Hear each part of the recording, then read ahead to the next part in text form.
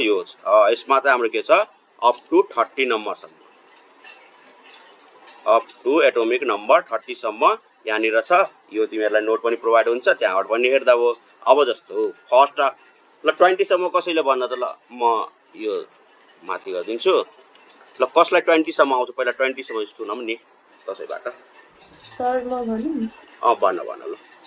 Hydrogen, helium, lithium, beryllium, boron, carbon, nitrogen, oxygen, fluorine, neon, sodium, magnesium, aluminium, silicon, phosphorus, sulphur, chlorine, argon, potassium, calcium, scandium, titanium, vanadium, chromium, manganese, iron, cobalt, nickel, copper, zinc.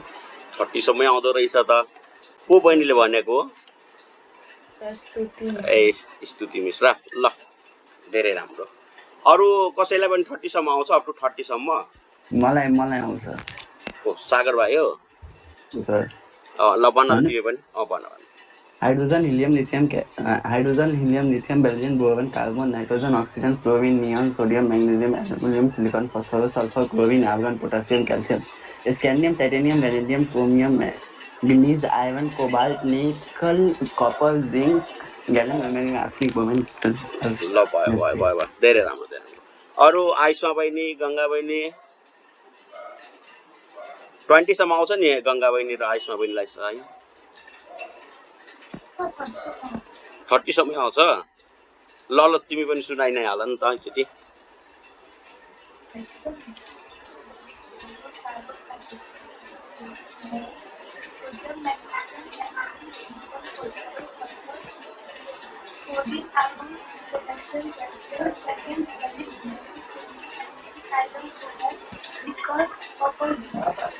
ल धेरै राम्रो। आइसमा बहिनी hello. हजुर sir. तिमीलाई कति सम्म 30 सम्मै आउँछ तिमीलाई पनि? आउँछ। ल सुनाउ त तिमी पनि। Hydrogen, helium, lithium, beryllium, boron, carbon, nitrogen, oxygen, fluorine, neon, sodium, magnesium, aluminium, silicon, phosphorus, sulphur, chlorine, argon, potassium, calcium, scandium, titanium, vanadium, chromium, manganese, iron, cobalt, nickel, copper, zinc. ल ठिक छ। त्यसो भए त यहाँ मैले केही भन्नै पर्दैन यहाँसम्म। अब म त सोचेर तिमीहरूलाई 20 सम्म मात्रै, किनभने 10 सम्म त बेसिक 20 सम्म चाहिन्छ। अब यहाँसम्म 30 सम्म छ र यसको अब एटोमिक नम्बर त थाहा पनि भइहाल्यो र सबैको एटोमिक मासहरू सबैलाई थाहा छ 30 सम्म, अप टु 30 सम्म।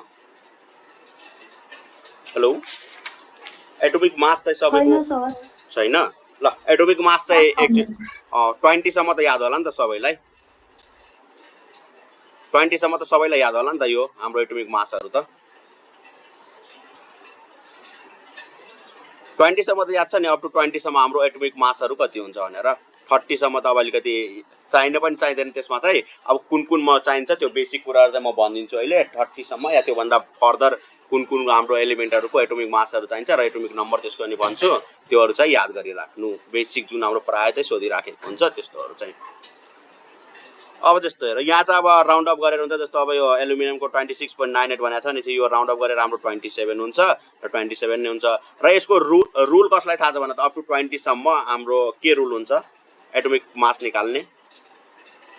त्यो proton number plus neutron number हो। त्यो त अब ठिक छ, एटोमिक मास निस्किन्छ त्यो पनि ठिकै छ।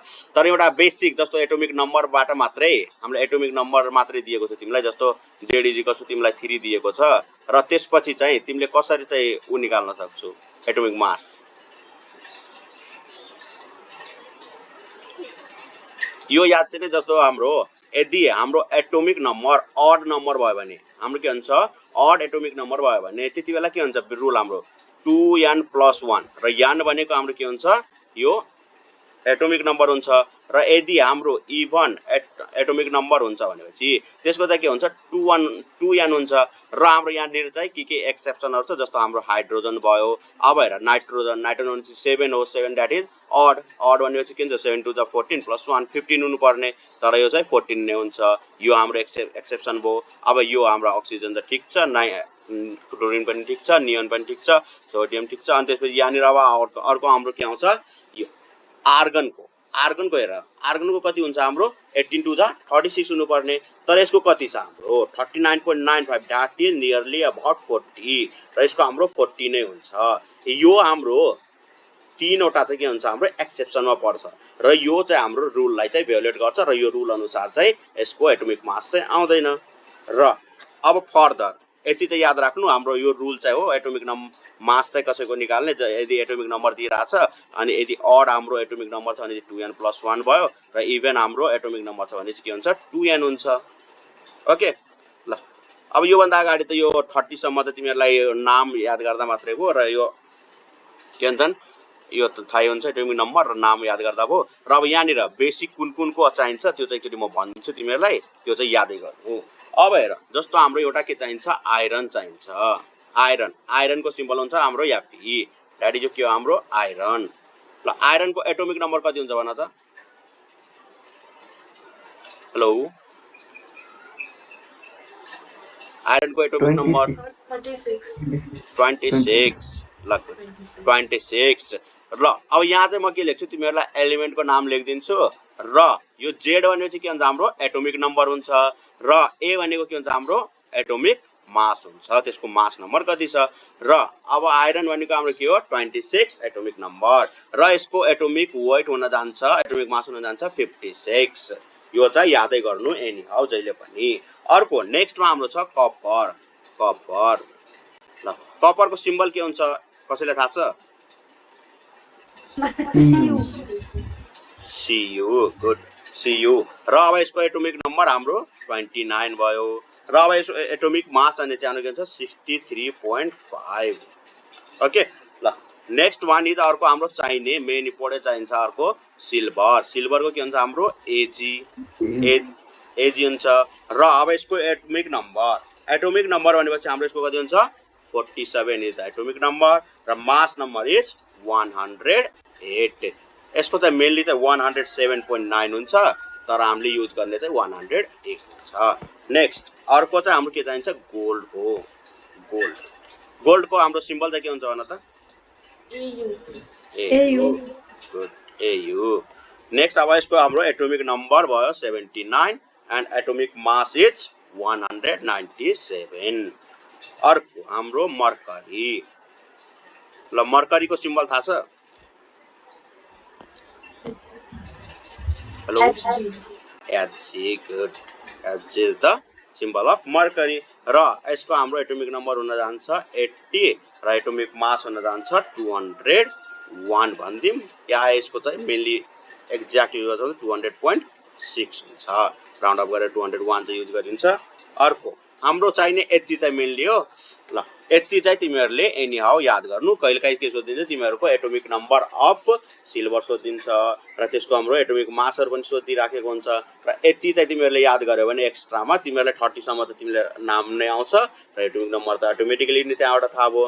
र त्योभन्दा एक्स्ट्रा अब हाम्रो के भयो यो आइरन र कपर त हाम्रो 30 सम्म अप टु 30 सम्मै परिहाल्यो र यसको एटोमिक मास थाहा छ भने चाहिँ यो याद गरिहाल्नु।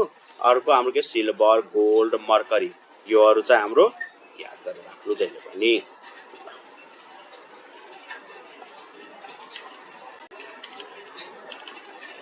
र अर्को हाम्रो एउटा अघि एक्सेप्सन मैले भन्न बिर्सेको थिएँ, एउटा क्लोरिनको हाम्रो एटोमिक नम्बर कति हो?